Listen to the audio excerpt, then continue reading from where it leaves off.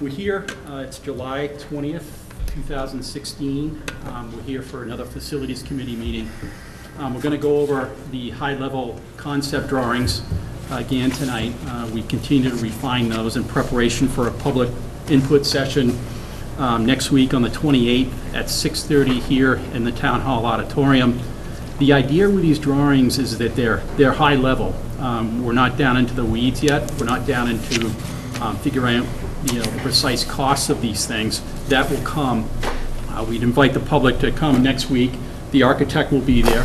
The construction manager will be there to answer questions on these schematic drawings. So it's an opportunity to come and review things, ask any questions you want. We hope to see you there. So we're going to discuss these tonight. We're also going to get an update on a couple of areas of analysis that we've been working on in terms of athletic facilities and athletic space as part of this whole process, and also performance space. So we'll get going on that. Let's do the Pledge of Allegiance. I pledge allegiance to the flag of the United States of America and to the republic for which it stands, one nation, under God, indivisible, with liberty and justice for all. Thinking of Madeline Murray out here. So Assistant Superintendent Andriski has had a subgroup of facility committee members and non-members and townspeople looking at, from both a town and school perspective, athletic field uses and needs in town, and he's going to give a summary. So I passed everyone a document that said Newmarket field usage, and I'll go over that. But before, I just preface, we had two meetings, one on June 28th and one on July 18th. And there was representation from, as Mike said, both from the town and from the school. At those meetings, where Meredith was at the last meeting, obviously she wasn't here in June. I was at both meetings. Principal Chris Mazzoni was at both meetings. Athletic Director Jamie Hayes was at both meetings. From the recreation side, John Pohopak, who takes care of the fields, was at both meetings. Jay LaBranch, who is in charge of Newmarket basketball and as well as the Little League program in Newmarket. Matt Evangelista, a resident and parent, was at the meetings.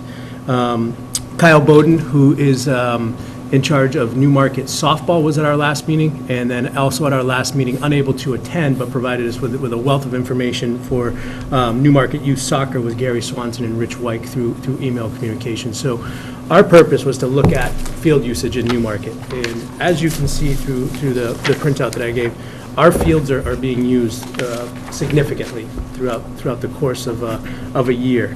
There's really little downtime. And let me refer to the fields. When you look on the left side, you see Landrock Field. That's the high school field. That's the combination of the baseball field and the soccer field. We play soccer in the outfield grass, and that's our only 11v11. That's our only high school size soccer field that we have for the entire town. It's also the only true size baseball field we have in the entire town. So that it becomes into a lot of scheduling problems, and I've gotten into that as you see at the program uses. The B1 field is the field that is closest to the playground at the high school, and that is used for practices for baseball and softball, but it's really a utility field for U9 soccer. That's the primary purpose. And then the B2 field would be your softball field, but it also in the grass is where we do also U9 soccer as well. Your Little League field, we have one Little League field. U9 being under 9 years old. Yep. We have one Little League field, which in this town, which right now we are a Cal Ripken town, and our base paths are actually becoming obsolete. They're 60 feet. What does that mean, Cal? Cal Ripken is the organization which the rules that we play by. And Cal Ripken is performing that the base paths go to 70 feet. Our current site only has 60 feet, which is great for the rookie and minor leagues, which is your younger kids, but it's not acceptable. Less and less towns are actually having 60-foot base paths for their older kids, which are your U10 kids. For U8 and younger, those base paths are fine, but they're becoming obsolete. And then we have the Beanie Field, Beanie C, which is your primary softball field. And Beanie D is your practice, but it's also a game field for softball. But those also are where we play are U8 and below for soccer. So that's your 6v6 size fields on the Beanie Field. Is it still all in the recreation space, so we haven't gotten to the outlying fields around town? These are all the rec fields that we have, that we. So these are the ones that may be a half mile away or a quarter mile away? These are anything that are not on, that we use for any type of athletic purposes in the town. And then the last two facilities that we looked at was the Cross Gym, which is the junior, senior high school gym, and then also the Newmarket Elementary School gym, which, we consider it a gym, but it's not the capacity where we can play any type of games. The only group that uses that for basketball is your kindergarten through second grade, and they do skills development. And that's in here, that's close to 54 kids in that program, 58 kids actually in that K-2 program. So I broke it down even more, because we looked at who was using the fields, and quite honestly, on both the town side and the school side, trying to schedule the fields is an absolute nightmare, because we're overlapping consistently. We, as a high school for soccer season, we will be on the soccer field from 2:30 until about 6:30, 7 o'clock each night, and then the recreation programs have to come in for their practices. Recreation programs can't have any home games during the week. The only time that they can have any home games at the high school sites is on Saturdays or Sundays. So a lot of their practices have to take place at the Beanie, but again, those fields are so small that it only accommodates U8 and below. And that's such in every sport that we got into, baseball, softball. To make kind of a long story short, when we were going through, the recommendation from this committee said to look at if we're looking at a facilities and having an appropriate field usage would be something like the Landrock field that we have now, which is a multi-purpose field that could be large enough for the largest sport, which would be lacrosse, even though we don't carry it, with a possible track or some type of outdoor activities, and then having the ability to have a baseball field adjacent to that. So you'd use it the same way we do the Landrock field, which would alleviate the two biggest problems that we saw in this town for baseball and for soccer usage.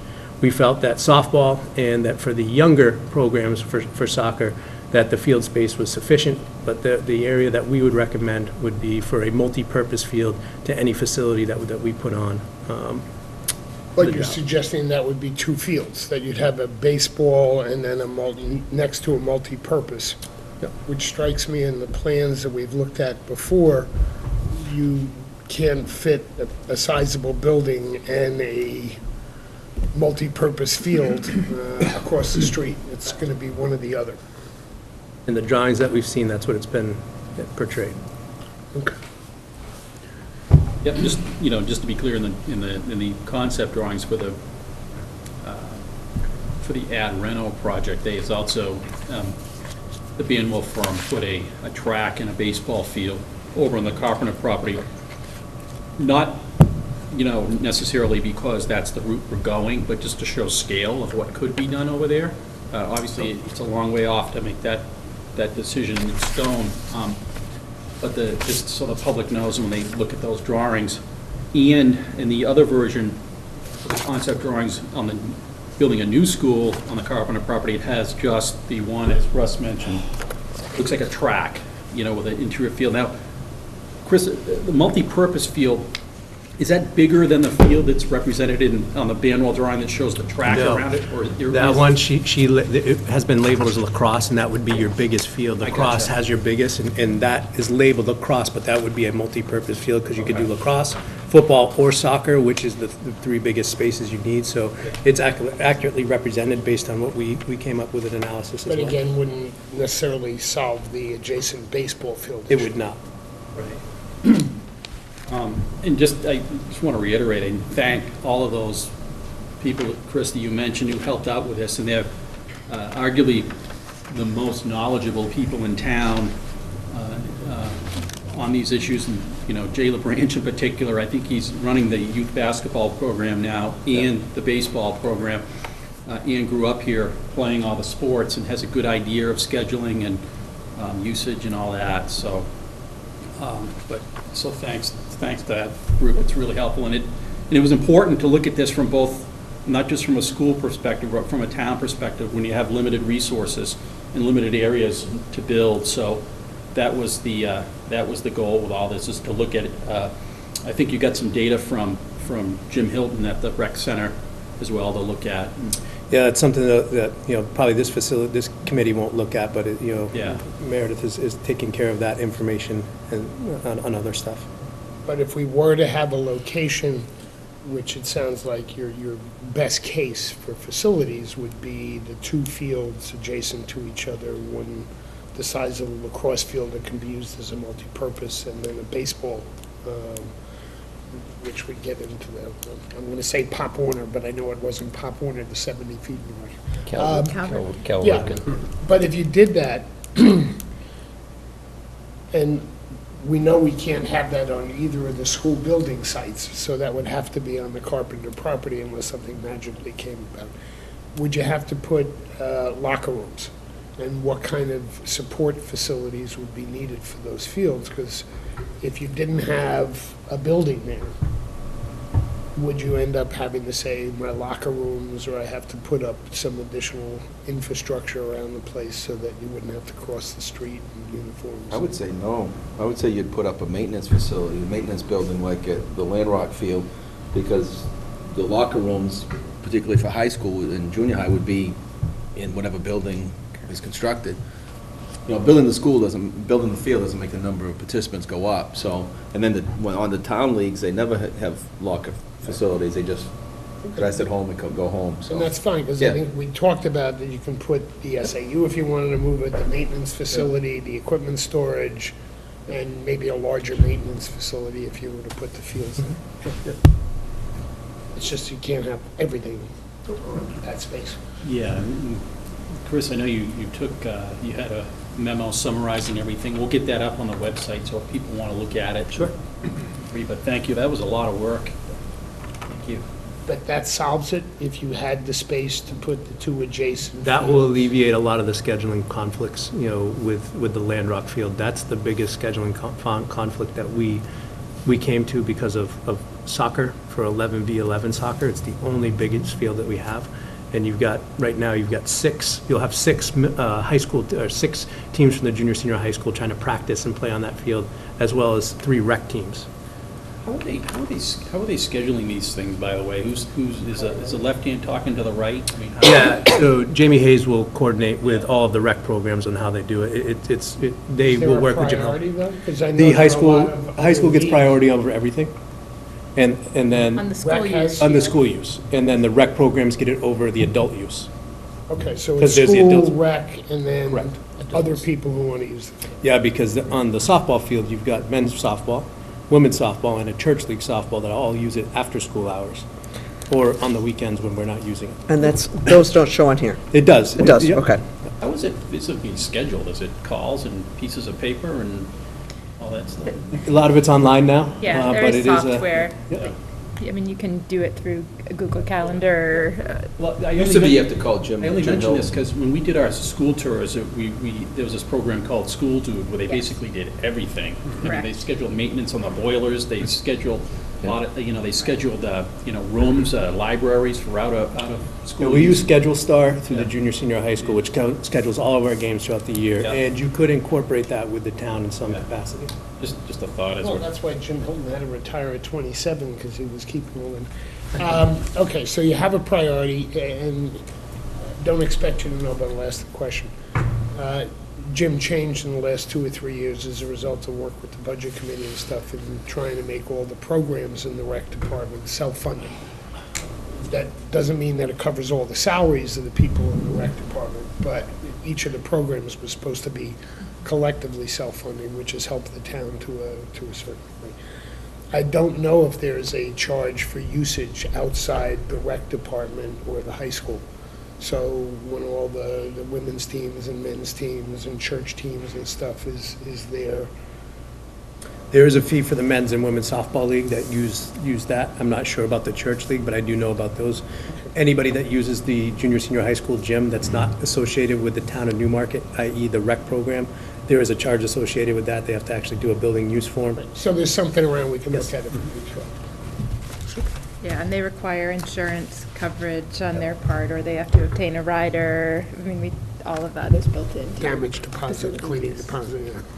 Background checks, all that stuff. Well, great, thank you. You're welcome. So next, I thought in a similar vein, we've looked at, taken a deeper look at the schools, and I say collectively, all the schools' needs in town as well, in terms of gathering space or performance space, as we, proceed in this process. And Melinda Lyon led that effort, and we'll give a brief report, and that's where we're at. Sure, so I think I'll just talk a little bit about our process and the questions that we were kind of chasing. The first question was, what kind of need would there be for a performance space of existing programs, and just kind of getting a sense as to particularly the need for programs at the elementary school and then the junior senior high. And then, when we talk about need, not only frequency but capacity, right? So how many times does the drama program at the elementary school need a performance space, and then what is the capacity? How many do they need? And in terms of the process of going about the research, it was made up predominantly only of facility committee members, and different people did different pieces. I met with the performance arts and chorus, band, and drama teachers at the junior senior high, and spent about an hour and a half talking with them about their particular needs. Both principals gave us research and numbers about different types of events, and I'll go through those in just a second. And then we also, Skip met with people in the town to talk about their potential needs for an auditorium/performance space. And then we had a couple people looking at other potential uses beyond school and town, including the rec center, the senior center, and we're still trying to kind of make that list. So this, at this particular point, it's still fluid, it's still a work in progress, but I think that we've come quite far in terms of getting our arms around kind of what the size of these programs are and what their needs. And so I'll just talk a little bit about my conversation and then the needs list that we came down to. So the conversation that I had with, this is Jamie Ray, who does band, Emily Lauer, who does drama, and Emily Lauer, who does chorus, and then Annette Blake, who does drama. They gave me a tour of the existing facility that they use, which is like the fields, greatly utilized. And in fact, the spaces, it's just one space, and all three programs are trying to use it. And sometimes they're using it, at least as they explained it to me, simultaneously. And it's a very, very small space, and they're using it for storage. And if you walk in the space, after about 15 minutes, you get a kind of claustrophobic hoarder feel, just because of the amount of stuff that's actually in the space. And the drama teacher went over the size of the stage and the need for a much larger space and storage, et cetera. And the fact that many of these programs, I think someone told me at one point that, band comes in and they have the space for 45 minutes, and then chorus comes in and has the space for 45 minutes. And there are other programs that are using it as well. Jump rope has used it. I know the cheerleaders like to use the stage. So there's a lot of activity around that particular space. And they wanted to talk not only about performance space, but also classroom space, because the classrooms that these particular programs are distinct. Their needs are distinct. So chorus would like something with risers, right, that they come in and they can have risers, where band needs chairs, where music appreciation needs desks. So these are three different types of programs that need three different types of places in which to do their curriculum. So that was interesting and learning for me. So I'll just quickly go down junior, senior high needs in elementary school, and then Skip, maybe you can talk about your discussions with the town real quickly, and then we'll kind of come to just a brief overview of the conclusions that we made. So in terms of junior, senior high, what we've done is put together a list of frequency, and these include things like school assemblies, faculty speakers, performances, again, drama, music, chorus, band, poetry slam, talent show. National Honor Society uses this stage for game show nights, commencement for 8th grade, 12th grade. Someone mentioned sports awards, other academic activities now, National Honor Society, induction, etc. So when we put together the list, it looks like this particular type of space for the junior, senior high school could be used somewhere between the mid-50s to 67. So we're going to say about 50 to 70 times a year, potentially, given its current needs. If we go to the elementary school, Band and chorus, 3 shows during the year, drama production, jump rope shows, 5th grade graduation, chorus dessert shows, PTAs shows, speakers, grade level assemblies, and these are all, again, numbers mostly that I received from the principals. So we estimate that total elementary school needs for such a space would go from somewhere from 17 to 32. It's a pretty big range, but we're just kind of guesstimating how these spaces would be used. So if we put to the, the total just for the schools, the 2 schools combined, it looks like there's a potential for 75 to 99 uses. So somewhere between 75 and 100 uses annually. So that was a real interesting piece of information just to kind of get a scope. The other thing in terms of average event attendance, and I'm still working on that particular piece, but the largest event attendance, I guess someone mentioned that the talent show had complete 100% capacity of the gym, and that's 600, right? Somewhere around there. The talent show night had standing room kind of only, and so at the largest level, there's potential for 600 capacity, and then some of them range from like 25 people would show up, or 125. So the range is extensive, but nothing higher than 600 I saw. So I think that what I gleaned, and I think what the committee gleaned, is that there is a real need for these particular spaces. And then I'm just going to jump quickly to kind of the growth, especially of the performance arts. And so, just one example, and this comes particularly the band program really stands out. The band instructor at the junior senior high indicated to me that when she started in 2012, there were 29 band students, and that combines junior senior high. Well, in 2016, she has 85. So from 2012 to 2016, almost a tripling of the number of students in band. And she expects that to grow because they're coming through the elementary schools, and so they're still kind of thin at the high school level. And so as they come up, she expects maybe 85 to 100 in the junior senior high school, which to me is an outstanding number. So bravo to them. They're quite very, very driven and very dedicated. She does a great job. Yeah, she does. So anyways, so in terms of the programs and the numbers that I have, just particularly at the junior senior high, band program, just as I said, estimates around 85, chorus program estimates 78, drama program estimates range from 35 to 50 depending on the production and what they're doing, and so there can be the range there. So, and it seems like there's significant growth. So, at least in terms of just looking at the elementary school and the junior senior high, there is need for performance space, and it seems to be growing. So I'll stop right there, and then Skip had a conversation with the town, and we were just wanting to ask and make sure, that if there were any needs. And Yeah, Meredith and I met with Steve Fournier, I don't know, 10 days ago, and discussed with him, laid out for him our needs and wants for performance space,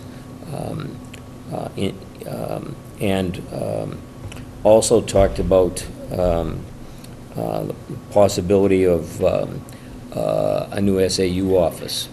And so basically he said that probably the largest gathering that the town would produce on a regular basis would be about 125 people. And since the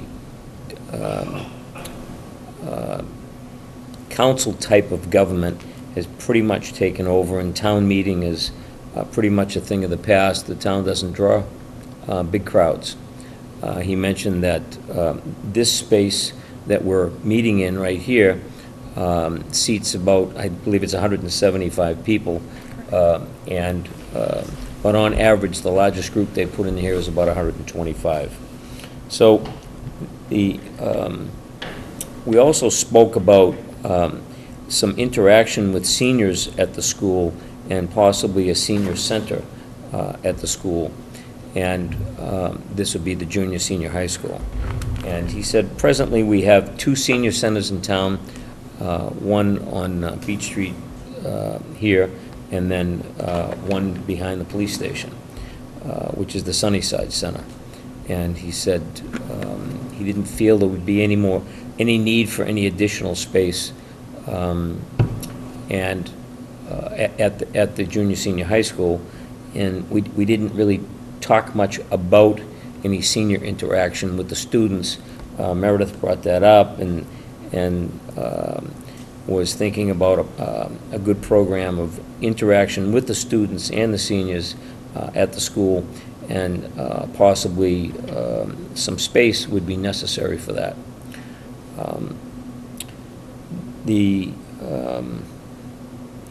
Steve also spoke about the fact that the mill has an arts center or an arts area, and his comments on that was two comments.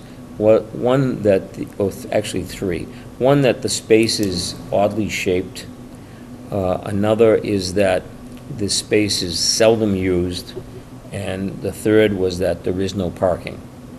So,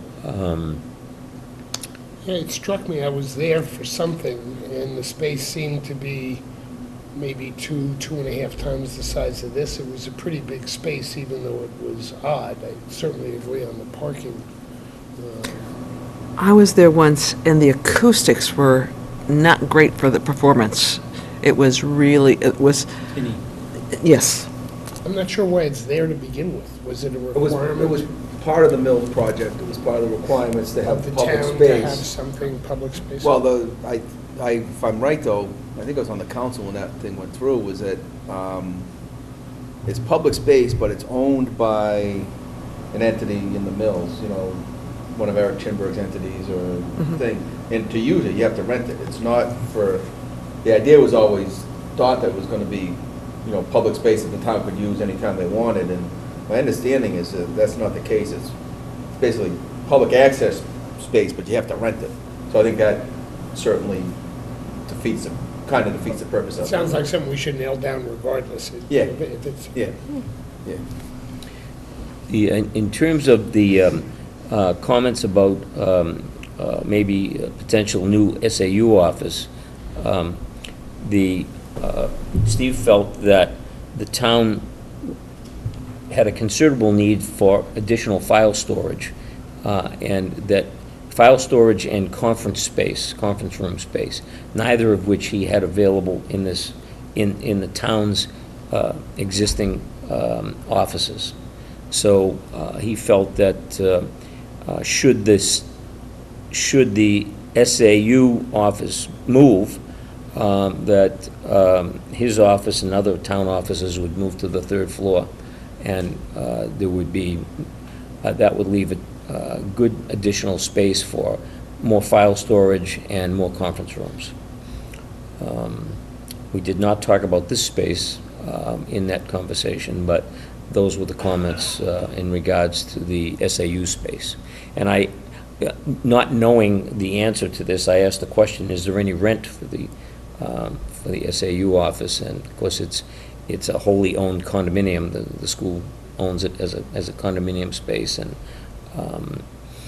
within the footprint of this building, because we don't really own any parking adjacent. We own parking out back. It's been one of those unanswerable questions in the budget side as to whether there's rent that actually changes hands. I don't think so. There's some sharing of the electricity cost or the heating cost, but I'm not positive of that one either.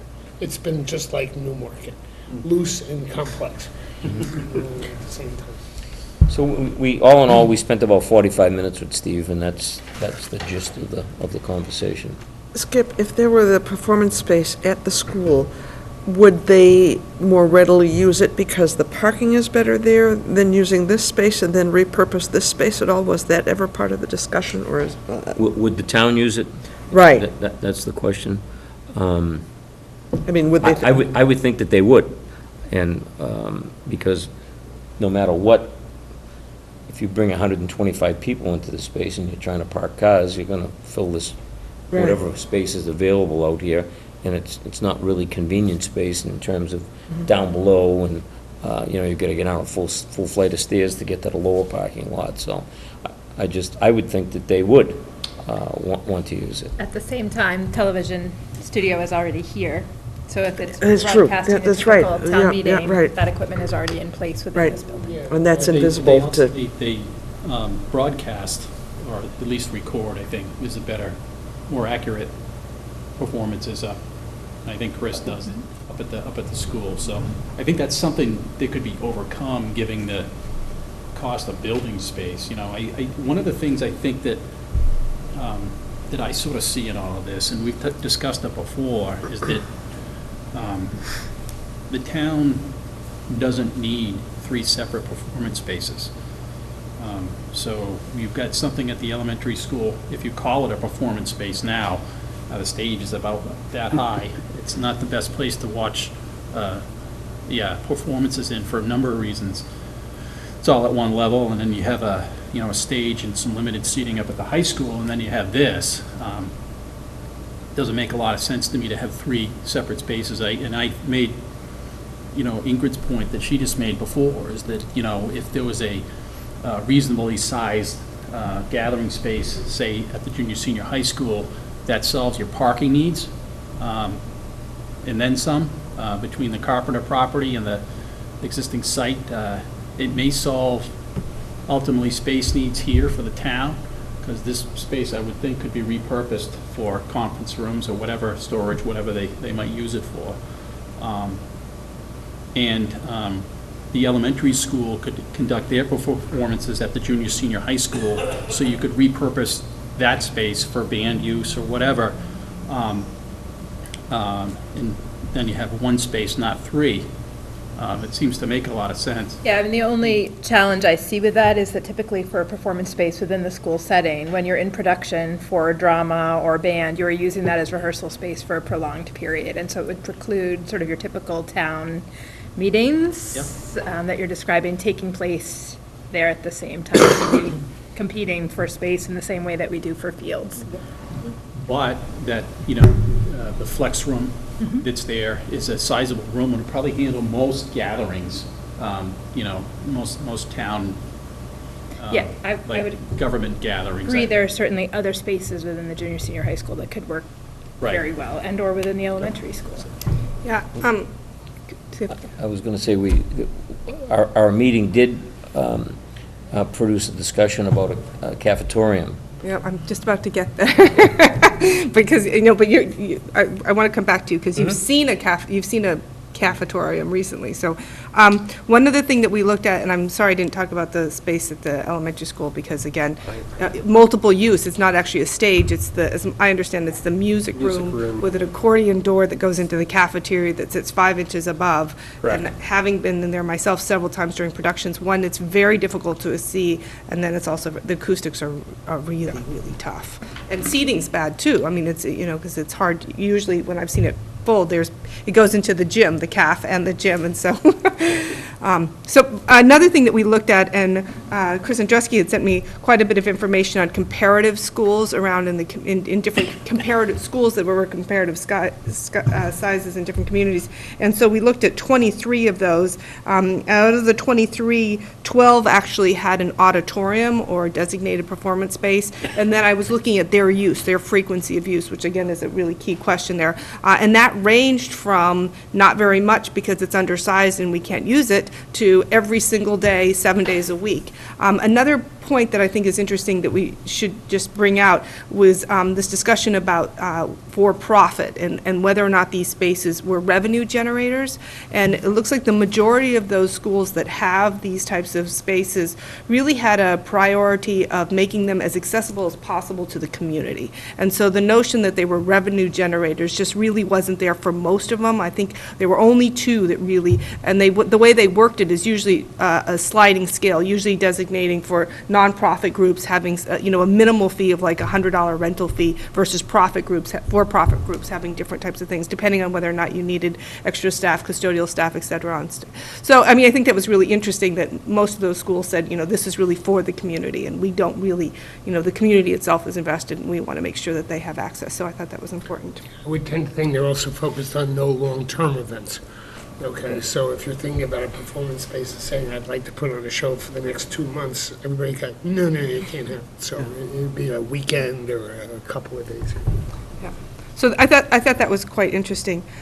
So we did meet, and we met on, I guess, on the 14th of July for about 2 hours and talked about these needs, and then given what kind of space Newmarket could use and we could envision. And there's a huge spectrum. There's everything from, a 2,000 to 3,000 foot square, stage with a huge, what they call apron that sticks out, and, 600 to 800 seats, which we really figured we don't need. Although there are times in which we have 600 people in stadiums, as audience. We went down this list that we made and realized, and I've thought about it quite extensively, that a lot of these things can be dealt with by the gymnasium, right? The gymnasium seats 600 people. You don't need, you need a performance space, but you don't need a performance space that seats 600 people. So, at least not at this particular point. If I had a crystal ball, I would look into it and I could anticipate, and I'm not quite sure how far down the line, that we may need that given the growth of these particular programs. But, it's hard to predict how they're going to grow through time. But, given their current trend, it may be something, but it's maybe something down the line. So the committee met and we went back and forth many different times about different kind of large auditoriums versus, and there are, we talked about cafetoriums, which is basically taking your cafeteria space and making that the audience area and then having a stage attached to that. We talked about a bandatorium, which takes your band room and has a performance space attached to that. And Skip actually was quite innovative in thinking about, what we needed. And Ann Ellis actually had recently looked at something like a bandatorium and a cafetorium and had talked to different communities who actually found it very effective if it was designed perfect, with those particular purposes, with acoustic considerations, with considerations of flexible seating and kind of a performance or theater-based seating arrangements, and that many people in places that she was quite surprised were quite comfortable and actually found their bandatorium or cafetorium quite adequate. Now, that's not the story across the board, but when they were designed effectively, they seemed to be quite pleased with them. So the tentative preliminary recommendation that we've kind of thought about is, given our particular circumstances, we've decided, yes, there's a need for a performance space, but we're not quite sure at this particular point we need a large auditorium, but we need a performance space, and something that would be flexible is something I think that would be ideal for Newmarket. And this was, both Ann and Skip were very helpful in bringing this to the conclusion. And Skip just recently toured one, Ann had toured one, so I wanted Skip to talk about his particular experience and how it was set up and its functionality, et cetera. Well, first of all, I failed to mention that in our meeting with Steve Fournier, he brought up the fact that at his time that he spent in the town of Somersworth, that they had converted the gymnasium into a cafetorium. And he felt that it was a really good thing for that community, and that it had worked well and continues to work well. So, and then, of course, at our meeting, as Elena said, we brought up this, Ann brought up the idea of the cafetorium. And of course, she was familiar with Portsmouth Middle School cafetorium, which I had a few extra moments this morning and found myself in Portsmouth, so I just rang the buzzer, and Patty Doobie let me in, and she gave me a 15-minute tour of the facility, which is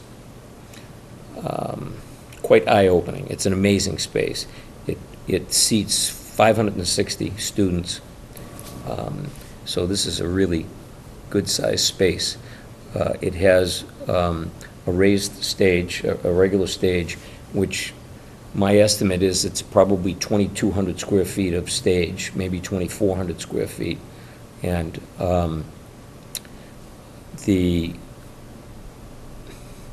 I couldn't test the acoustics, but I said to Patty, I said, "How is it?"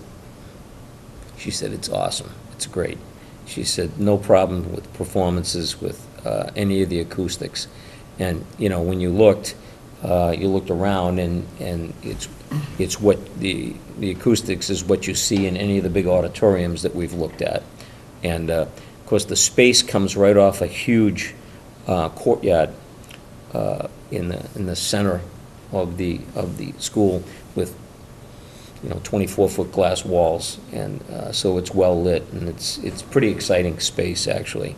All of the tables seat 8 students, and they're fold-up tables that are on wheels, so they're easily moved quite easily moved in. Are they stored, like in days we used to go to school, underneath the stage? No, Sliders and they're not, but these can be folded up and put against the wall, and then they bring the seats out. Frankly, I did not get to see the seat storage, because Patty couldn't quite tell me where it was.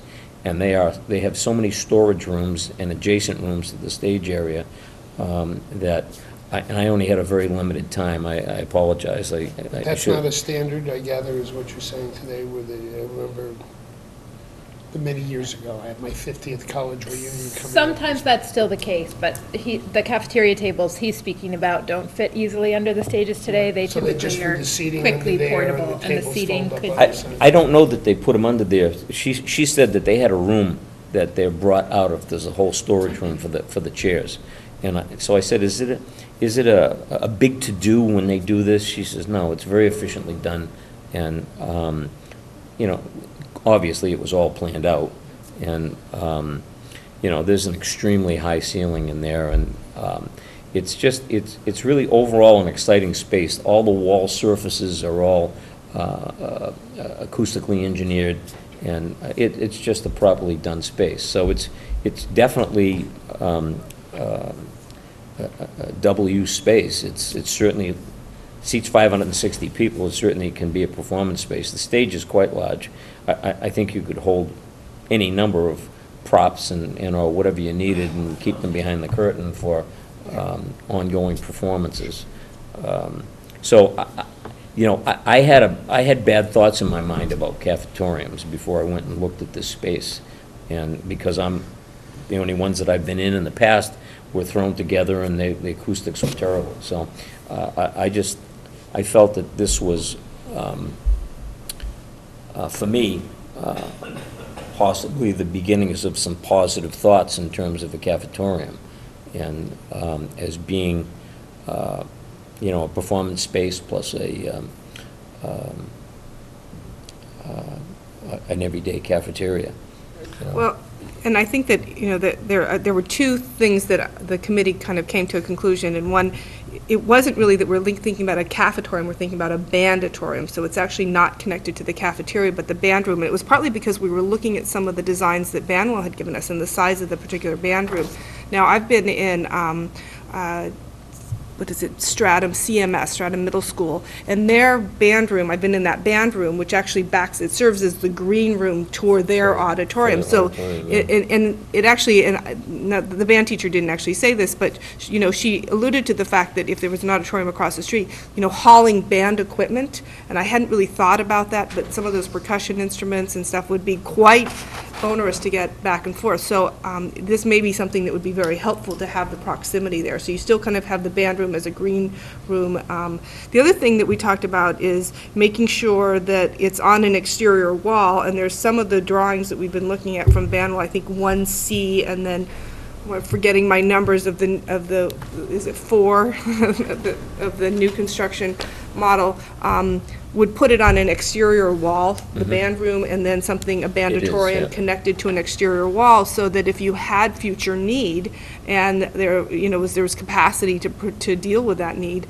to approach that need, that you could blow out one of those walls and create an auditorium space. So it's something that would be both a flex space and have capacity for growth. So we wouldn't be shutting the door on that. We would be setting the foundation for that, and making sure that the capacity to deal with our programs both at the junior senior high and at the elementary school had a place, an adequate and well-equipped performance space. So It seemed to me that, in my mind, I was trying to make that band room, add a stage on the back of it and turn it into a performance space, but I had forgotten about all the tours that we had made of schools in the past over a number of years, and every new space or renovated space that we saw in the band room area had built-in risers, and they were not things that were moved around, but they were permanent spaces. So trying to turn a band room, just by putting a stage on the end of a band room, which is basically what we have now in the school, doesn't make it a suitable band space. And so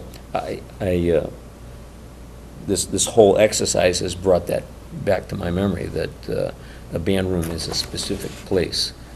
That's And- interesting, Skip, because, I mean, obviously, the last time you were dead set against a cafetorium, because obviously you had bad experiences with them, but Yep. obviously, it sounds like your opinion's changing a little bit. And I think Meredith supported the idea of the cafetorium at the last time.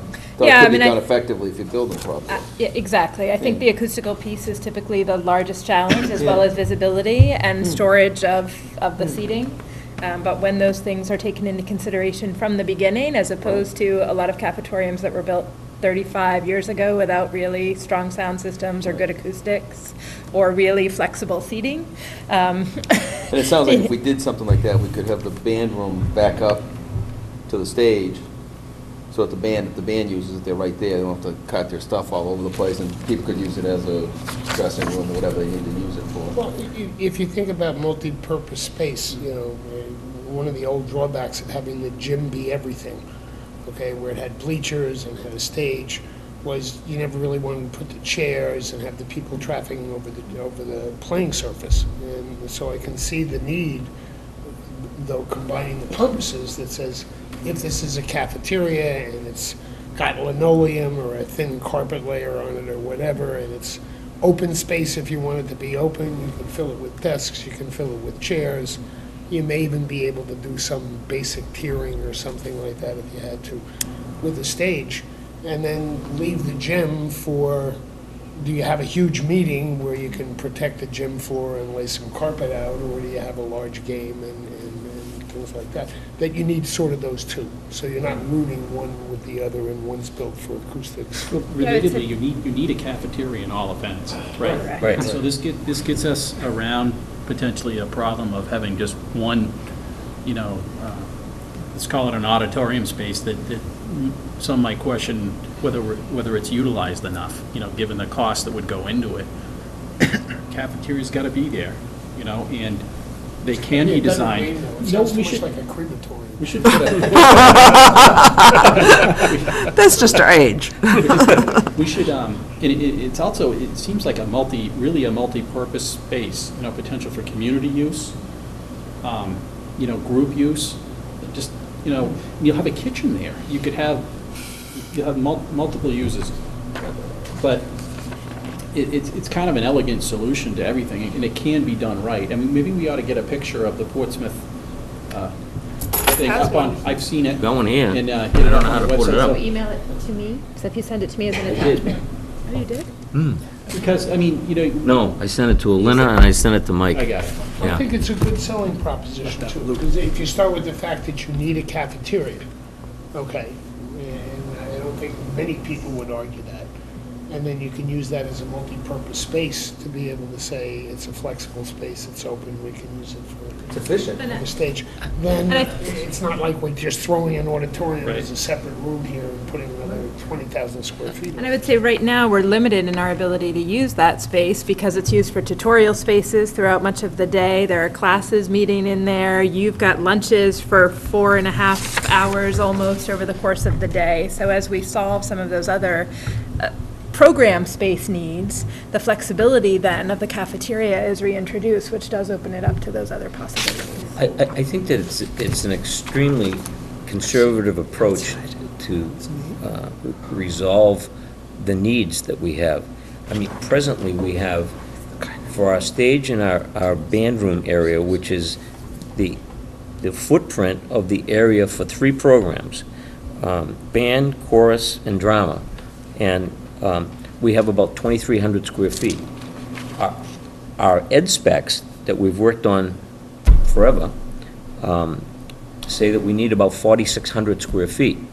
And the present draft of plan for ad rental for the junior, senior high school has about 4,940 square feet or 4,990 square feet devoted to those programmatic needs in the plan. So we're somewhere around that, mid 4s to 5,000 square foot range. And I'm not sure what the cafeteria's, Yeah, you showed me before. oh, yeah, I did, size is, but whatever it is, if it seems to me that it's a reasonable thing to pursue that idea, and, we've bantered around many options here, and we got a public meeting coming up in a week, but I think that in our package tonight, we've got a little first blush at that, showing the cafeteria and the stage, putting the stage back where it was before the initial drawings. So I just think it's worth the time and the effort to pursue that. It will probably mess with the existing drawings that we have, but because they need to push and pull to get the space in the right place. One negative that I see about it is it's not in a great place to invite the public into easily. It's not bad, there's kind of a straight run, but it's in the heart of the building as opposed to being on the perimeter. We did have one plan earlier that had the cafeteria and the media center out adjacent to the gym near the old entrance. So, and that's a lot easier space to enter into by the public. But it creates a problem for the kitchen, and the present plan that we have has the good kitchen space adjacent to it. There's an outside wall for the kitchen space, which I think is important. And so I think with some work, we could develop a pretty decent arrangement for that. I don't know how many square feet. I didn't bring my magnifying glass, so I'm not sure how many square feet they've, in this new draft that they've allotted to that cafeteria. It's like 15, 19 for the stage, and 3872. How much for the cafeteria? 872. That's not right, 3872. 3872, yeah, thank you. So I did, and I got an ice cream headache when I was doing it this weekend, but I did go through with a magnifying glass. Yeah, I saw your memo. Put all the spaces down. Yeah, I write them down after I do Yeah, that. I had to, I was driving me nuts. Yeah. But I think we had some of that in the plan. I mean, it sounds to me if you have a gymnasium and you leave it alone pretty much as a gymnasium and don't try to integrate it with other space, and then use the cafeteria, the kitchen, the band and music rooms and some combination of shared space with the stage, you're really making multi-purpose, efficient use of space. To be able to double dip on the space, on the square footage, just can't be a bad idea, as long as technically you can produce a space that performs the way you need it to perform for the uses that it's intended for. And it seems to me that space I visited today was engineered appropriately to be able to make the space perform the way we would need it to perform. So I just think that... You can do it at both schools, too. You may have a larger and a smaller version of two schools. Good You're point. going to have a cafeteria there anyway, if you do the same concept. Good point. This is the 100 or 200 space, this is the 250 or 300. Yeah. So I just think it's really, we need to pursue that. Well, the problem, or a challenge, I should say, there, Russ, is that, is the lighting, the speakers, and you wouldn't want to buy, I would think, 2 sets, you know what I mean? So, Do we have any sense of the width of the cafeteria in option 1C? the width, 3,800 square feet, so. We have square footage, but, yeah, I mean, the one thing that I'll say with this particular model that I'm looking at, and just to bring in the voice of the drama teacher, was that, they don't only need the stage, but they need storage place for sets, and then they need places for people to come in, and off wings for students to be, places for people to change. And she had actually said, it's an issue if you have an 8th grader changing costume in front of a 12th grader. She said right now they use a shower curtain and they all kind of circle around whoever needs to change and stuff. So, but those privacy issues I think are real, and they're important for us to consider. But also, some place to she had a lot in terms of sets, and so the storage component of that, and green room.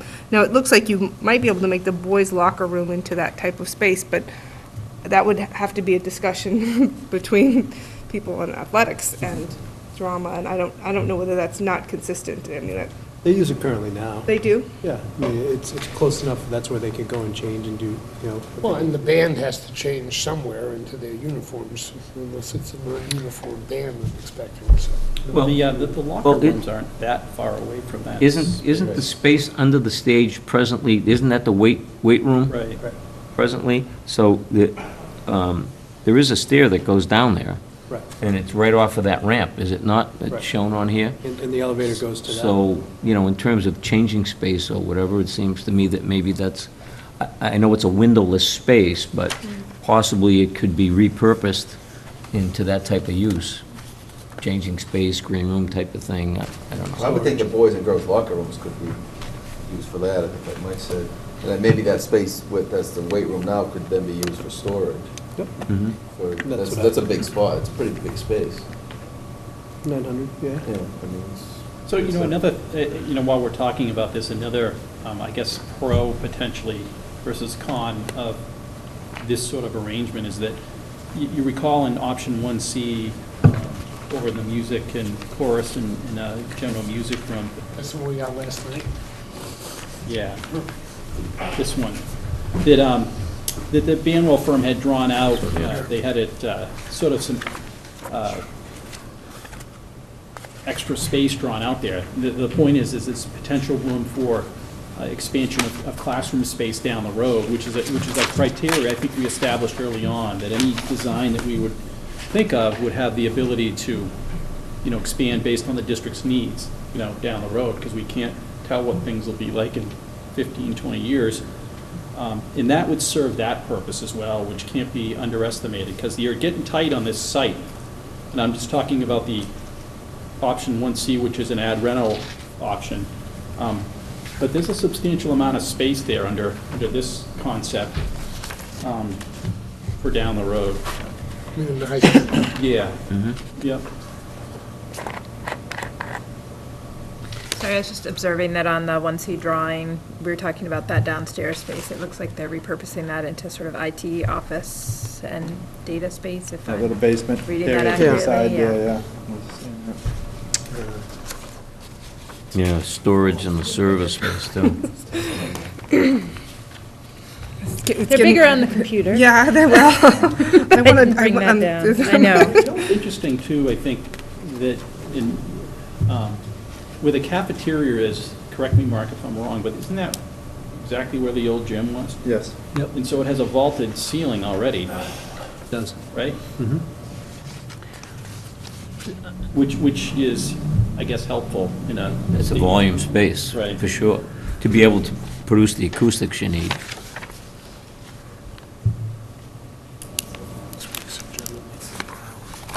So I feel like we need to have, follow up with Banwell on a couple of different issues here about, Yeah. one, I'd be interested in seating capacity, just because I've been kind of driving numbers We know and trying that. to. Like, We do? It's about 10 square foot per person, so you could fit roughly 350 people a little better in the cafeteria based on our conversation. Right, the seated, fixed seats are 15 square feet per person, and there's actually, there's a 10 square foot number and there's a 7 square foot number. That 10 was what Ingrid thought we should use for a movable seat, bringing seating in like this. And you wouldn't have it fixed space anyway, so. So we would just be able to get about the 350. And that doesn't include the stage area.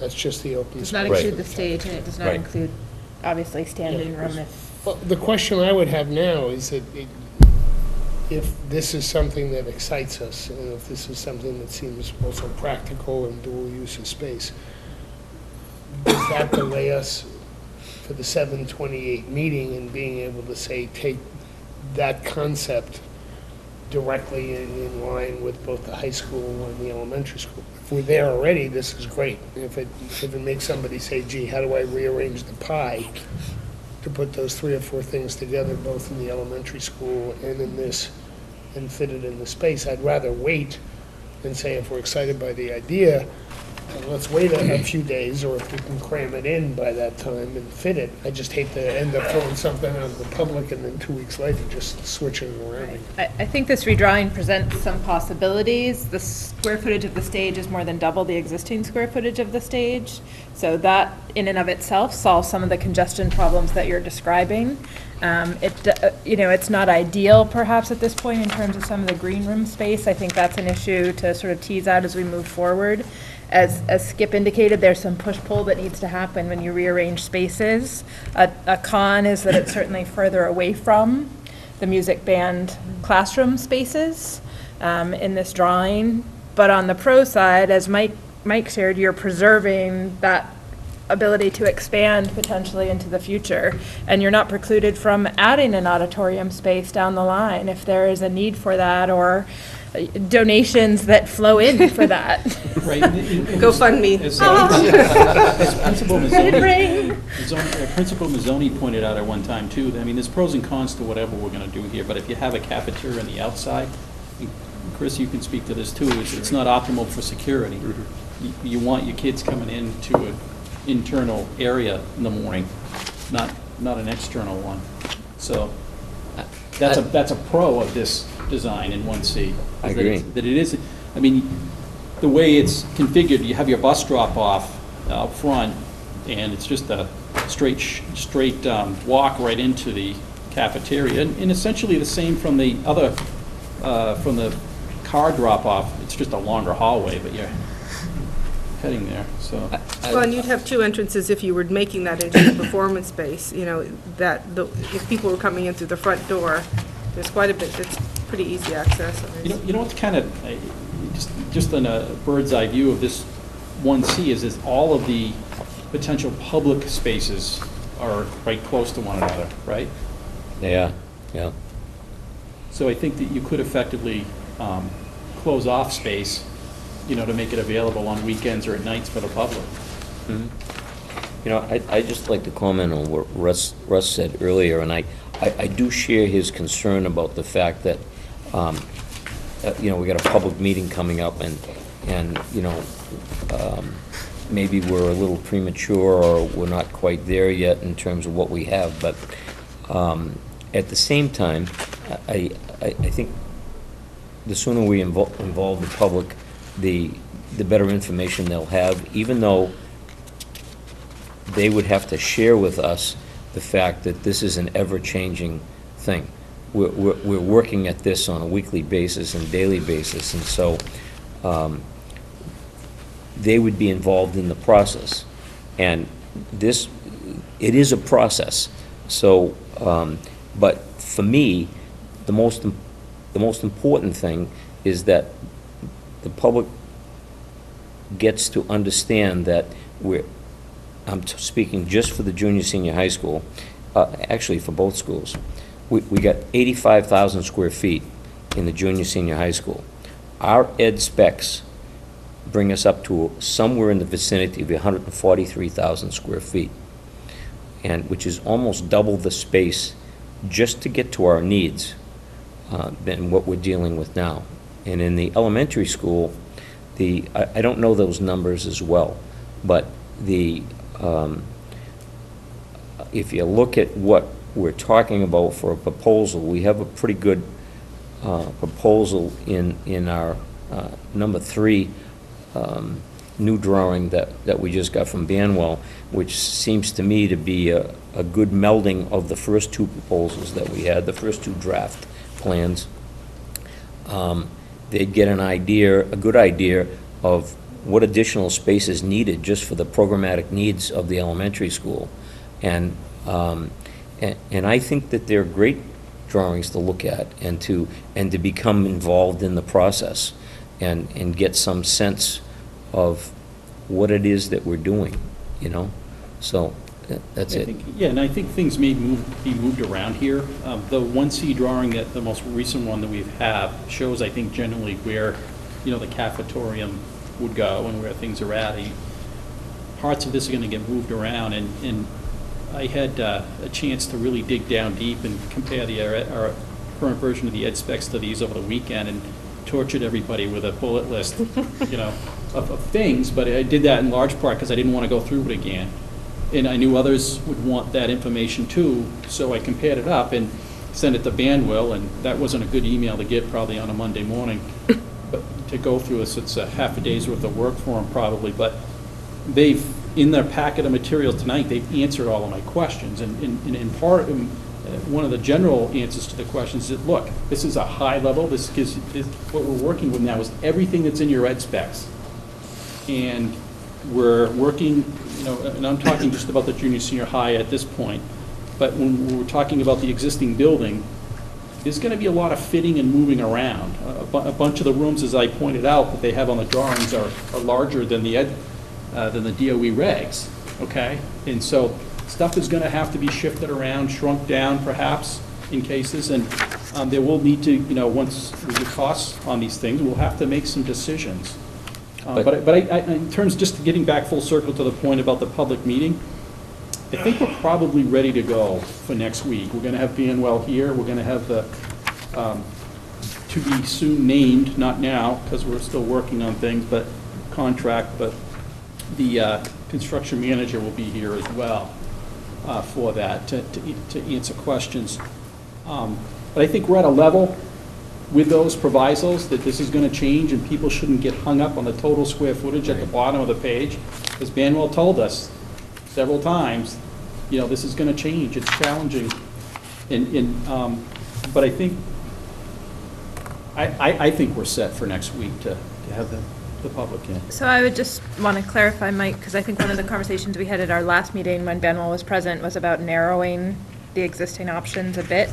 So, I mean, I think these are great drawings, but I would be concerned about presenting potentially 7 options to the public, because I think there will be more confusion. And I'm talking about something different. I'm talking about taking the limited number of drawings that we decide here tonight. Okay. And then from there, ultimately, when we start, you know, when Banwell really, you know, sharpens their pencil, and we all sharpen our pencil when they start to put costs on these things, we narrow those drawings down. Right. But Understood. yeah, I agree. We can't go with 7 options. The only other thing I could think of to make me feel just a little more comfortable is that if we're going to be doing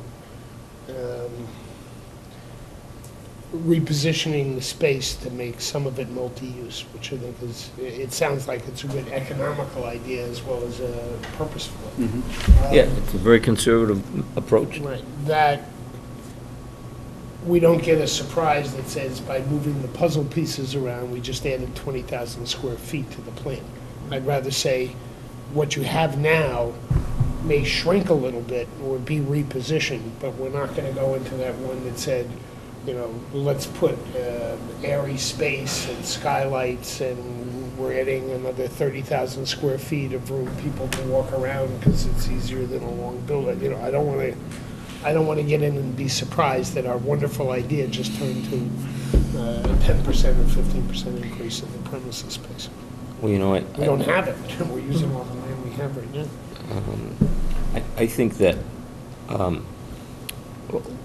we're dealing with a top-notch architectural firm, and for them to get Mike's email on Monday and respond to us tonight on Wednesday with a drawing somewhat reflective of our other meetings that we've had in the past week and of your list of things, I think speaks very well for them, and my sense is that they have their arms around this in terms of concept, and they know this building and the elementary school quite well, and because they're able to respond to, you know, here we go again with another iteration of what we think, and they respond to it quite quickly. So I think that's a credit to them, and just we need to tell them that, that's all. Well, if I could just piggyback on that too, you know, we don't really have that many options at this particular point because we have done our work. We have done a lot of work looking at needs and what functionality of the different options that Banwell has given us. And so Banwell has been very effective in giving us all these options, but I think that we've done our due diligence to whittling them down into, no, we don't have 14 anymore, because we did, but now we've realized which ones are functional and which ones really work for us and which way the space works. And so, I think that it's important for us to be, also acknowledge the hard work we've done, but also the community to understand that, we've spent hours and hours and hours thinking about very small pieces of this and then coming together and going back and forth. So it's not just that we've closed our eyes and, threw a dart at the wall and said. Absolutely not, yeah, can't thank you enough, Elena, for all the work you've done here in the past 3 or 4 weeks. This was a committee piece, so Skip and you have to thank Ann and. Everybody, yeah, I'll leave somebody out, and I apologize, but I mean, Skip going over to Portsmouth. You were very checking helpful. that out. Does the discussion tonight, maybe we get into it next, and maybe it's premature, Yep. does that change the separate performance space concept we've been talking about? Let me give my frank thoughts on that. Originally, I was concerned, when I say originally, way back, even before we got these drawings, and it comes from touring schools and our own experience here in Newmarket with other votes, is that it's such a passionate issue and has the potential to tank the whole thing. And I didn't want to lose sight of the overall picture. I'd hate for that one issue. And so I thought maybe one solution would be to carve it out and, put it across the street. As I've thought about it, as my thinking has evolved, I think for us to, especially given our sort of epiphany here with the cafetorium and the multi-use space, and this is just me speaking, that to simultaneously have a warrant article, which at this point proposes a bigger space across the street, has us talking out of both sides of our mouth a little bit, and would just add to confusion. And so I'm inclined that since we've got workable options here, that we sort of abandon that idea. I don't know how others think, but that's my thought. I mean, I know that Banwell's only done what we've asked them to do, and they've done a great job at it, and they've had a couple of these early iterations have a, performance space, separate across the street if we were to add Reno. I just think we need to simplify it. I agree with you. I mean, I think, the work that's been done shows that we really don't need a 600 or 650 seat Standalone. auditorium. I think what Skip was talking about, the gymatorium or cafetorium, whatever you want to, is a great multi-purpose use. And it's got to be a cost savings, and I agree with you. I personally would think we should take a separate auditorium off the yeah. table, just don't I would talk agree. about it. I don't think it's going to happen. Yeah. And to me, and let me leverage over the work Chris and the athletic thing, and I don't know the right answers, but I'm sort of sitting back here saying the cafetorium or the multi-use space that may not get everything everybody wants, but can be repositioned to satisfy a lot of needs makes sense. If we need ball fields, and saying, gee, a baseball field and a field that can fit lacrosse, which means it can fit everything else, would really give the high school and the elementary school potentially things to focus on. That's sort of their turf as well, and it helps the rest of the community as well to reduce, and to say, get the administrative and the facilities pieces that don't need to be in the school across the street where the art building is now or whatever, whether the SAU office is there. Then we're sort of putting together something that says we're thinking of each of these pieces and how it's going to affect the the details concern me less, but getting those large chunks positioned. And I think a lot of that's going to come out in the wash when we actually start getting some prices on these. Yeah, that may frighten the hell out It's going to of be us. self-evident, I think, of, what the approach is going to be. And we're close to being able to do that, excuse me. Yeah, I was just going to bring us back to, so is there consensus on Mike's suggestion that we take the separate performance space across the street out of consideration at this point? I certainly agree. I would agree. agree with that. Yep. And while we're making decisions here, I think that we've sort of focused in on 1C, and which is an ad reno option at the junior senior high, and option number 4, which is a new building across the street at Carpenter for the junior senior high, as probably the best options, at least at this point, to present for the public. If everybody's in agreement there, I suggest we move on. So I have a quick question. So in option 4, and I don't have it in front of me, did we ask Banwell to do a cafetorium draft of option number 4? I don't think we We did. haven't asked last them to do minute. that yet, because, until tonight. New structure? Yeah, the new structure, because I, No, we did not. No, and it also sounds like, to Chris's point, if you talk about the new structure on the new land, at best you can fit one of your 2 fields. You can't fit them both. And we're still not sure of that, so that there would be a definitive difference in being able to say, the reno option allows you to use the 2 field space, if this is true. I'm just trying to speculate on the pieces. And they build a new building, says, yeah, well, you may have everything centrally located, but you're not going to fit a new ball field space, or 2. You're going to sacrifice one of those. Yep. And that may be It's a pro some and of the con. trade-offs. People are going to say, oh gee, we have this great athletic facility now, and we can schedule things, and this is the reno. Well, and at earlier meetings, Russ, you spoke about the fact that you were hoping that we could put, I'll call it a tagline, or with each of the options that described what this option was all about.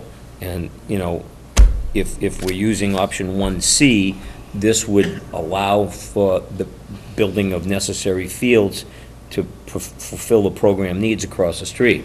If we did a new structure, option 4, across the street, we're not going to have the field space that we need. So, you know, I think your point was well taken, that you need to show the plan, and you need to say what it's all about. Right, or we double What it- up what- on what the it- gym, and we don't need You a know, double gym. what it or can we have bring, kids and crossing and the what are street. its, what are the pros and cons of it? God only knows what it'll cost, but it's making more sense from a conceptual standpoint. Just to answer your question, Elena, in terms of option 4, I think and correct me if I'm wrong, Skip, but I think the concern was it was going to be harder to retrofit a cafetorium into the existing space, in the sense that from the design perspective, they focused on that one, because it would be easier to make those adjustments within a new space. Is that? Well, if I got you right, talking about number 4, we muddied the waters with number 4 when we started talking about swapping the cafeteria and the performance space on the drawing, so that the cafeteria was on the left side of the drawing, and the performance space was on the right side. So if we switch them, the performance space would be on a total outside wall, which isn't quite on the original drawings, but we could carve it out, build the building without it, and maybe build it later on. So I'm And- just thinking about, discussions that we have with the community in about a week, and I think we've whittled down a very viable reno addition model, but I think that this type of logic may also apply to new addition, right? So, because in some ways you're loading the dice Absolutely. twice against a new building, if you're saying not only do we have to put in all the infrastructure, the plumbing, the sewer systems and all that, and the electric, and then also this one's gonna have the huge new auditorium. So I think that, I just thinking forward and about the options, and to have some parity, not financial parity, but some kind of logical, the way we've been thinking about things, parity for the 2 different options that we've kind of distilled down to, that should be something we talked to Banwell about doing with Well, option. maybe they're listening tonight, and they'll be on it in the morning. Oh, they're not live, so they'll be up late if they're watching the recording. So- But it would be my expectation that I'll follow up with them after this meeting to Thank you. communicate what decisions are made. And so I think I'm hearing consensus again, that option 4, if that's the option we have consensus on. So let me test that I agree. first, yeah? Yeah. That option 4 should also have a cafetorium space as opposed to a Right. separate performance space in whatever way they can configure Let that. me qualify the term consensus. Consensus that this is the drawing we ought to bring to the public meeting next week, not that's we're ultimately going to go with it. But I think Yeah. this cafetorium idea is great for both versions, because it it's space you need anyways. Right. Mike, I think one other thing we need to talk about is the SAU office space. I haven't been on this committee long, but my understanding is that's not something that came out of this committee. That came out of the town asking the school to move. Well, no, it came out of the budget committee when we were talking to people about space needs and trying to put the capital improvement plan together. We went through this building, and Steve started to talk about the need for files and security system and spaces. I brought it up here because of my prior stuff on the budget committee to say, let's not forget, Steve wasn't ready to say that get rid of the SAU now, but he was thinking forward in the next year to 3 years type of thing, what his needs are. And so I brought it up as an issue here. That's why people have been taken into account. And at the moment, if that's an option, that's sort of been parked across the street with the, attached to the maintenance facility and garage where the parking lot area was to say, it's far enough away not to be, in their eyeballs every day, but it's across the street and there's not a huge traffic flow back and forth. I'd like to know a little bit more, frankly, because this effort ultimately ought to be a collaboration with the town as well. And to the extent we can serve the needs of the town and the school, we ought to, right? And I know it's not an urgency that the SAU office move from where it's presently located.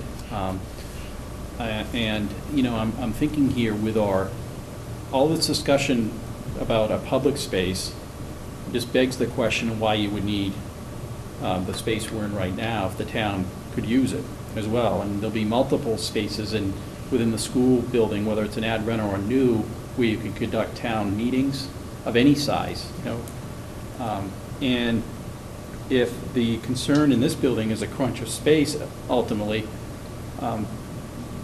leaving the SAU where it is and then perhaps using this space, repurposing this space we're in right now, it makes some sense to me. And then, we don't have to build another building across the street or include it in a new concept, It just adds another complication. That I think of is elections. Like, this is the space that's used for elections, and when there are presidential elections, usually the day is taken, usually it's at the high school in the Correct. gym, It and is, and the students don't have classes No, they do. They do. Oh, they do? Around it. We work around it? Yep.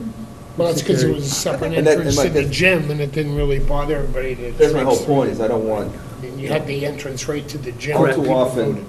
They didn't have to go. the schools have been portrayed as, oh, look, they're looking for a Cadillac, they're looking for this, looking for that. I just want everybody to understand that, if we pursue the SAU space, it's not the school looking for something, it's trying to cooperate with the town to do something that is good for both of us. Yeah, and Eric, I don't know what the right answer is. I just want to get everybody speaking with each And I other don't on either. both I agree sides, with you. so.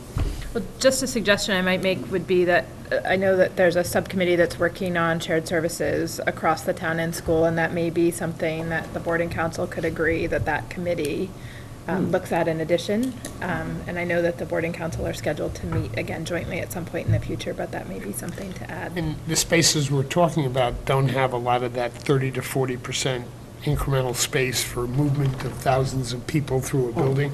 That's why, between the garage, the maintenance, and the SAU, you're talking about an efficient building that doesn't have to have huge hallway space and lockers and all this kind of stuff. My concern with even discussing the SAU space, even though I full well agree that it would be great to have the town and the school talking about their own needs, I look upon a separate performance space across the street and an SAU office across the street as a distraction in trying to get to the point where we can get a bond vote passed. So, which is why I was pressing to get ourselves a drawing that was only reflective of our educational needs and our programmatic needs. So, And it's, I don't want to press the SAU issue too much. I mean, we discussed it with Steve, and I think it was important to do that.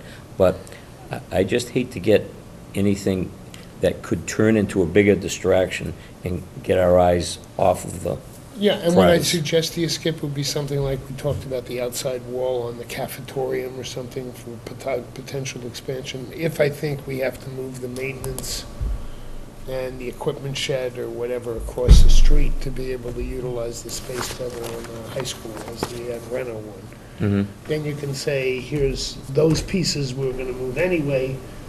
And by the way, let's put it in a way where we can draw a dotted line around it and say, here's how much bigger it would have to get. Okay? Skip, I guess I was tiptoeing around that, but that's my point, is that it's a distraction. It's an unnecessary distraction. And there's no Right. reason why, if the town and the school board work together and the council, that if that's a necessity in 2, 3, 5 years, it can always be another bond vote, a joint bond vote to Exactly. build that at that time. We're Which not is going to what- preclude doing that. yeah, Russ was just saying that by saying, show that in a dotted space, similar to what we had on this drawing Yeah. last week. We had a dotted space for a performance space here, so, and now it's not there, but. It was more to take it into to the plan, so you don't end up 3 years from now saying, gee, if I would have thought that, I would have designed this Right. differently. And so there's also this, as Meredith mentioned, there's this analysis of shared services going on, and we don't know how that's going to shake out. Some things may change, maybe it stays the same, who knows? We don't know that now, but, We'd like to have one security provider. something like, we're considering many things, for analysis purposes. I think that process ought to shake out, and it's not urgent that the SAU move down there, and who knows, maybe if it shakes out in a certain way, that it lessens the need for additional town space. Right. And I'm leery in this day and age of people asking for storage space for paper. That shouldn't be happening. It should be going the other way. There's a yes and no. Yeah. You have Well, an this- Iron Mountain somewhere that's got a whole bunch of paper, let me tell you. Yeah. No, we've been pretty good at producing paper, I'll just say. I need more storage space for the paper from just this committee. I'm just- I can't even carry it anymore.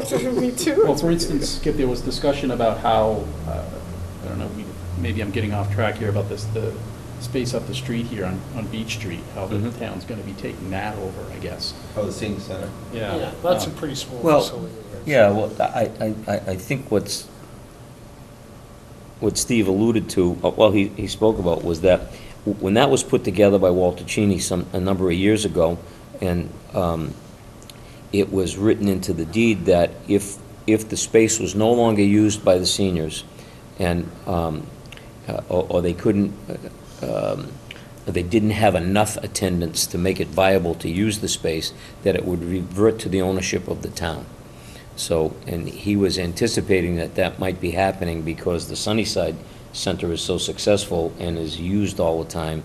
This center is little used. And I was one of the contractors who was involved in building that, and everybody donated services to that at the time. So it's the right thing that should come back to the town. Yeah. And, I don't know what they'd use it for. By the way, it's sunrise, sunset for us old people. I think that's what it is. Yeah. Rename it Sunnyside. I think it's I think it was sunrise. sunrise. I'm refusing to Sunset. even know the name. I don't want to recognize it I yet. have my pictures hanging up in this. They might want to use the gym, because I do know, I have checked about the Bone Builders class down there, and that floor is a concrete floor, so that might have some multiple use, What, sunrise, sunset, you mean? the sunrise Well, sunset it used for to be the the old town. fire department. Well, it was the ambulance, it was the ambulance garage. So Yeah. to recap, in terms of SAU services, I'm hearing we want to be able to show again that there's potential for additions down the line, should that space be necessary, but it isn't part of our current need analysis. Correct. Yeah, I Yeah. agree. Yeah, I think we Good way ought to put to it, ask yeah. Banwell to remove it from the existing drawings, for purposes of next week. They had a maintenance building over there, I think we'd need anyways, but. And in terms of maintenance building, just a quick question, and this maybe is a question for Banwell, but, we were talking about having to run new electric, new plumbing, sewer, and that was at least the original just kind of ballpark estimate was quite high. So this would be pretty modest, just because the size of the building is modest, and they Yes. could probably tap in. It's a question we need to Absolutely. ask. Okay. But I would also think so, because, it's not as if, the Perkins building has all its utilities, right? It has, Right. it's connected into the sewer, and it's got electric, and The utility work for a new school over there is significantly more Yeah, than. it different- would be different for a animal. building. I Exactly. would I hope just what they wanted to have there clarify. now I'm would sure be that's- satisfactory for a For a maintenance shed maintenance, and equipment yeah. storage and stuff. Sure it is. And they're doing art and stuff like that, so it's a shop, if they need a shop there, I would think. I think it's just a steel structure. Well, and that they're that just talking begs about for one more maintenance. question, which is, if I were to be designing a storage shed for my property or I would probably want it bigger. I mean, I would, if I was already putting up walls, maybe there's an idea about flex space there. And I don't know what kind of flex space that would be, but if you're already building walls, maybe, if you go up another story or you go out. So, I don't want to distract us. No, I think what really Skip don't, Skip but- just mentioned, that would likely be like a steel shed like we have now, whatever the size, the appropriate size is. I mean, Banwell did say that. They But- commented on that. But they also carved it out of the square footage total because it's not gonna cost. Right. Like, That's- yeah. And is that storage, Normally speaking, it's like combining shop and art class together. It's just- Right. if the fields were over there, if the playing fields were over there, would that require, like, storage space for field equipment? Poles or field It could, equipment. it could. I mean, the The town does it now. The field now has that octagon, Yeah. and that, they store everything. Bases and rakes and Yeah, shovels, but That's not any wheelbarrows. school stuff. No, correct. That's all town If we don't need the stuff. locker room space and stuff like that, then Eric and Chris said we don't Right. particularly need. No, it. just the equipment storage, so you're not Storage schlepping it space. across the Yeah. street all the time. I don't know what. Do we have equipment storage attached to that? Well, I'm certain you would, because I know from personal experience in the basketball program, although that storage space doesn't exist anymore, we had a battle royal every year, so to speak. When it came to the baseball bats, the helmets, they were in a closet the size of that TV room over there, literally. Jim Hilton has a little house somewhere in the rec department that's got 70 different pieces of equipment hanging in all. So we've made good progress here. I think unless anybody else has comments up at the junior, senior high in terms of what we're going to present next week for drawings, I can move on to the elementary school. And in the packet tonight is a so-called option 3. We've been looking at 2 options to address all the needs at the elementary school. Option number 1 had, and I'm just going to summarize, the advantage of having sort of a relatively compact build-out, but it had the drawback of 4 separate places where the contractors would have to build, and generally speaking, when you have more places where you have to build, it costs more. On the other end of the spectrum was option number 2, which had, less areas that we're building. Still fits all the needs, but it essentially lengthened the current structure substantially. And there's problems with that, too. There's HVAC issues, potentially. There's just traveling, just distance. What option number 3 does is sort of meets both of those concerns. And again, giving all the necessary space, but essentially winning it down to 2 larger areas, the classroom area to the right, in addition, and then the gym and the kitchen area is another place. And, there's some work on the administration offices and nurses and all that, but just to me, at a high level, I was really concerned about that option number 2 in terms of the length of the building, and it just seemed like Sean can speak to it more, it just seemed like we're heading down the path with the elementary school where we're at now with a junior, senior high, this not well thought out hodgepodge of spaces, Another thing that I like about option 3 is that if you do compare it to option 1, again, there's some space there to expand in the future if you had to, which again is one of our criteria. So I think it kills a lot of birds. And that's important on a limited size site, Yep. because that's probably our biggest constraint for the elementary school is the size of the site. Right, right. I had just I don't know where it came from, but I like the fact that the grade 5 is grouped together by themselves, and I think, I don't know, maybe that gives them a sense of they're getting along, and they're starting to get a little older, and they kind of get their own space there, and they'll be moving on, and It gives a lot of opportunities to have the grade 5, perhaps in the future, models a similar setup to what they do at the middle school in terms of changing from classes to classes without having to travel from one end of the building to the other to do it, too. Yep. So, What are your thoughts, Sean, just generally on the, I three. actually like option 3. I think it's the best of the both drawings. I was looking at this and I do like that idea, the 5th grade being down kind of in their own pod area almost, lack of a better word. yeah. Plus, what I like, it does preserve some of the open space around the schools as well, so we have that flexibility. I'm not a builder, but I looked at this and said, oh gee, you can be building a gym and you could be building one of these classroom pod areas at the same time. Then when it comes to taking out the portable, you can take those kids from the portable, put them into those new rooms and over. That's what I'm imagining they do that. I could be wrong. But I liked it. It serves the nurses' room well. It's plenty of space, which is the key issue as well that we're currently facing. I think it meets all the needs that we have at the administrative office. I know some people had talked about, there's no hallway going through the admin area. I don't think that's really crucial, per se. I know that is an option. That was one of the drawings on option 1. What I also really like is it saves that front entranceway where the media center is. We're not building out closer to the parking lot with putting an art room there. Right. We're saving the natural lighting of a lot of that media center Yeah. as well, so that was something I really liked. And it does keep windows in that lab and the sped staff space Right, up next to the front there. library. It Yeah, keeps those yeah, windows there. exactly, And- exactly. And there's certainly a lot less construction by saving that entrance.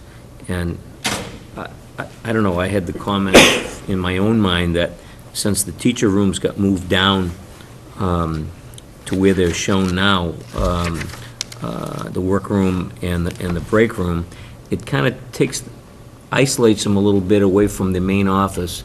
And if they're really on break time, well, maybe they feel a little better, like they're not right in the mainstream, right in the office, Little space. Gives them a little break, it just- What's nice about that design too, it actually has a workroom in the break room. They're in the same area, but yet they're separate.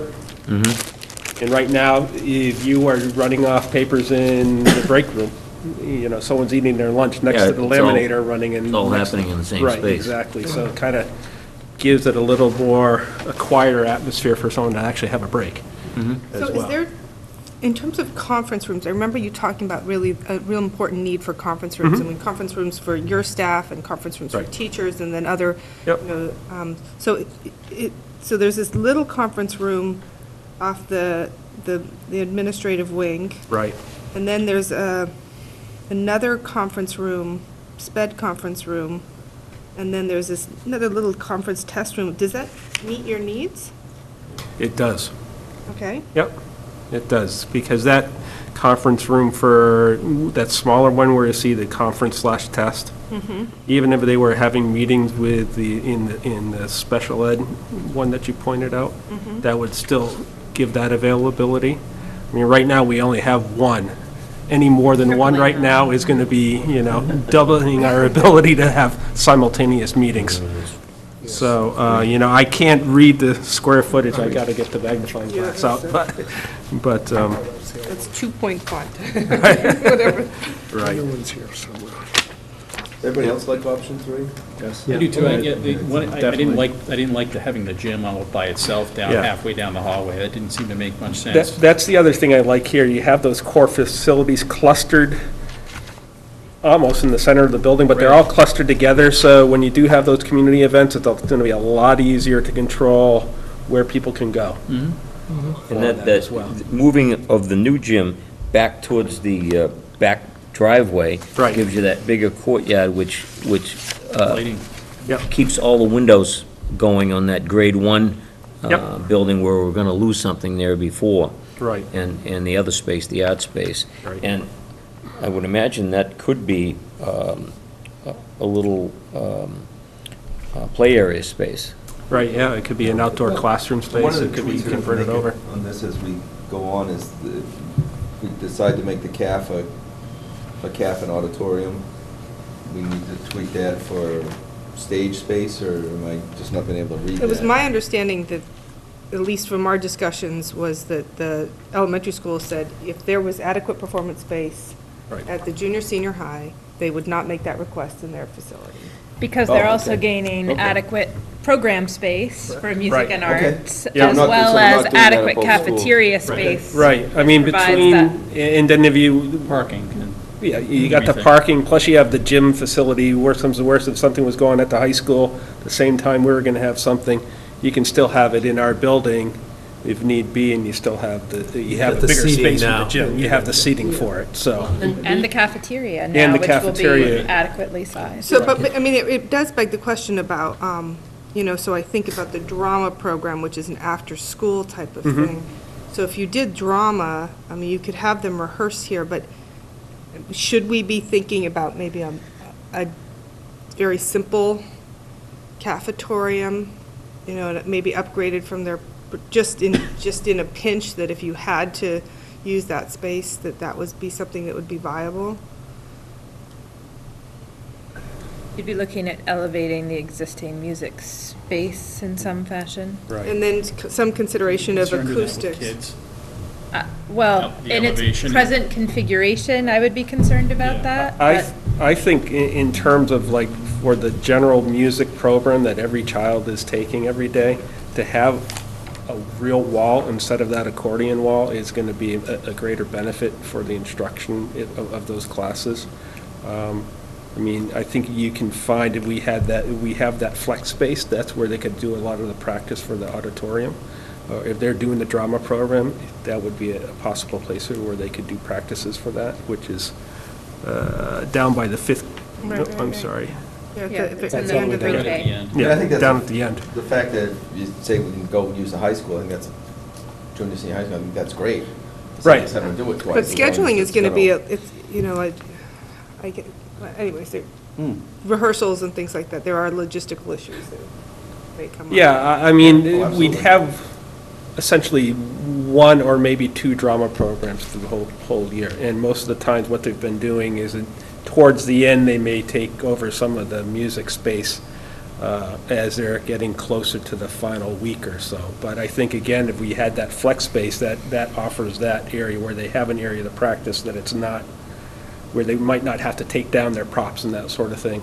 And it's away from the general hubbub of the after-school activities, so it's an area where people can truly focus and practice. I had one more follow-up question on that, because when I had talked to Mrs. Ray, she had said that she, down at the elementary school, because she's also the band instructor down there, that she, so that space is shared by many different people, and that she had, and I didn't dig deep into lessons, but she said there was almost no place for her to give lessons. That's why we built that into the needs and the ed specs. Right, right. So, instrumental. yeah, It right is. now, what she does, she comes down from the high school during the day, and then at the end of her day at the high school, she comes and does instructional lessons. She pretty much was in the cafeteria last year towards the end of the school year, but we're trying to muscle her some space in a former storage area.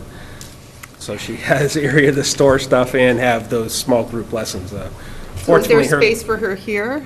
Yeah, that- if so you look we've right added at the two back of the instrumental music room. spaces Yeah. here. So these aren't storage, these are, Yeah, it would be all instrumental practice oh, okay, music spots. storage, I'm Yep. sorry, I didn't see the music storage above. Thank you. The other thing I like about this plan is we talked about the playground space. Right. And I like it much better that we don't have this huge playground space at the end that's shared by all grades. Yes, And that- you can that was gonna be parse my this comment. out in a way that makes Right. each of the two grades feel like they have their own Right. turf. And, just a comment back to that space created by pulling the gym back. The, we have a really tight site, so this is really smart use of the space, because at the last meeting with Banwell, we had talked about turning it the other way, and Ingrid thought it would get too close here, So this opens it up and puts a usable space, and whereas if the gym was in tight to the building, the space behind it, right next to the driveway, probably not a good play space. But this creates a safe play space, and I think is excellent use of the limited land that we have. Or potential amphitheater. Yeah. Even. I mean, really, I mean, Yeah, because yeah, we've yeah. already got the natural That's true. pieces of the building. And I don't want to shoot from the hip because I don't know the answer to it, but it just strikes me logically that there's not a substantial cost difference between option number 3 and the elongated option number 2. And maybe the construction people can, weigh in on that. I mean, because you have essentially 2 major construction areas on both. And on option 1, the more compact, you had 4 construction areas. More construction areas, more cost. So And this probably speeds it up too, since you don't have to have And 4 more parts time. of the building going. And the other thing is, we save 1,000 square feet on option 3 as compared to option, losing track here, 1. That was part of the memo that Banwell sent with option 3. So it's not massive, but notable. Well, not to be taken lightly. Yeah. But we're gonna present option 3? Is that what that'd be my... I think that And makes there's always, sense. everything's subject to change based on Right. pricing and everything, but I think it's a viable option to put forward at this point. I would So we agree. have option 1 and 2 up right now, yes? Correct. Right. So I And thought, option 3 just came to us. right. Would also give us the ability to give some direction to our potential construction manager. The sooner they know what the options are, the sooner they can get working. Right. So, Yeah. if we could make some headway on that and come up with a consensus, we would be able to give the potential construction manager some I think some we have direction. them. Am I right? We have option 1C for an ad reno. We have option 4 for new construction, both at the junior, senior high school, as ideas to bring to the forum. In option 4, removing the SAU space from the across the street, or I'm sorry, in option 1C, removing the SAU space from across the street. Making it a footnote And in or option 4, having the cafetorium space built in. Right. And Right. then option 3 at the elementary school with potentially asking the construction management firm whether or not there would be any potential cost savings over option 2, just as an additional consideration. Right, because I think as we go through it, I think we'd get the CM to price out the options we have right now, so, because that's something that'll be part of the decision process.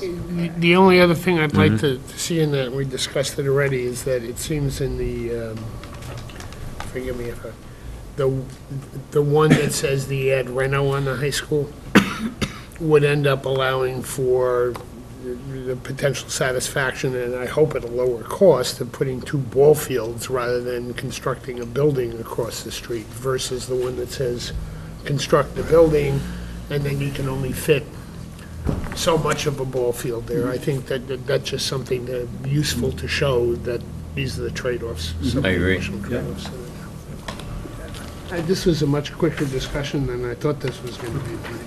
So I think we've made those decisions on which drawings we'll present next week. 3 options. Yep, 3, essentially, 2 up at the junior, senior high, and 1 down at the elementary.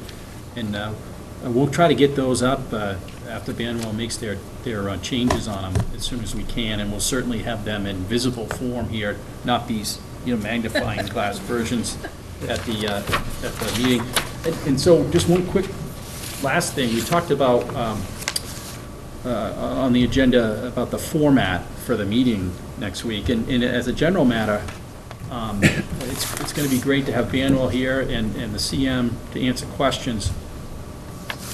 But I think the majority of the time ought to be the questions. There'll be it strikes me there's a presentation by Banwell on the concepts, the cafetorium, everything in the drawings and in both schools, and brief, and then just open it up to public questions. And that's why we invited them for. The only thing I would recommend is that, I feel like we need to touch base as a committee with the public in terms of where we've been since we saw them last. So last time we were talking about ed specs, Yep. and so it might not be a bad thing just to, 5 minutes, and so Banwell has presented us with X number of add reno, X number of new construction, for the junior, senior high school. We've looked at 3 options for the elementary school. We've put together these 3 committees, and so just kind of give a sense of the scope of work. Yep. And how we've kind of gotten to 3 options that we're going to have them Point to that consider. huge pile of paper. there. How we got here. Yeah, I think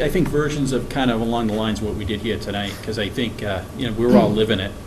I don't think tons of people will watch, some will, but watch this video, but we ought to open up with that. Yeah, I And agree. I think having Chris and Sean and Meredith here is essential. And it's one thing for us to say, we have our own areas and thoughts and stuff, but to hear Sean speak passionately, or Meredith or Chris, about how this makes them feel that the space is being put together in both an economical and useful way, I Yep. think is very beneficial. Great, I think unless we have anything else, that'll do it. I have one, sorry. Yep. Just, we agreed that we would film it, that Yes, yeah. it'd be I think recorded. that's important. Yeah, I just think it's also very helpful to have it recorded in the beginning, because that kind of, as we did the video kind of infomercial, if you will, Yeah. last time, I think it's good to have those kind of briefs serve that same purpose in the I beginning. agree. Because, especially since I just don't think our attendance is going to be very high, not because of interest, but because of time. But at least it'll be there for people to watch at their leisure. Yeah.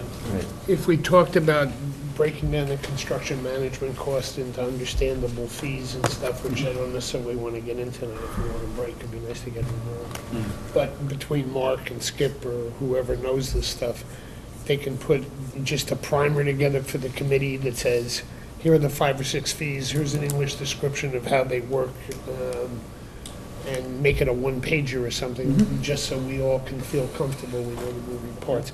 Because this is going to be the first time the construction manager is introduced into the equation, right? We're not going to meet with them first. No. So we're throwing them into the They're mostly observer, I think, for the first meeting, because, they need to understand what's the public's interested in and what we've gone over. And Ingrid's already gotten them some materials, some background materials, and so they're. It's not their first day at the beach.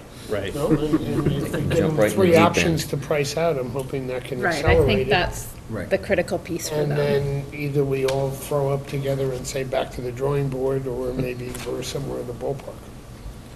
It takes a lot to get to making something brief, and I think we've accomplished a lot in getting down to these 3 drawings. If somebody was just to look at them, they'd like, oh, this wasn't that hard. There's a lot of work that went into it. It's tougher to narrow things down. I'm going to let you and I both bring our piles of paper. So Everybody else is invited to. my point is, I want to thank everybody here, and those who aren't here at the meeting tonight, again, for all their hard work. It's everybody's pulling an oar, so that's great. So, thank you.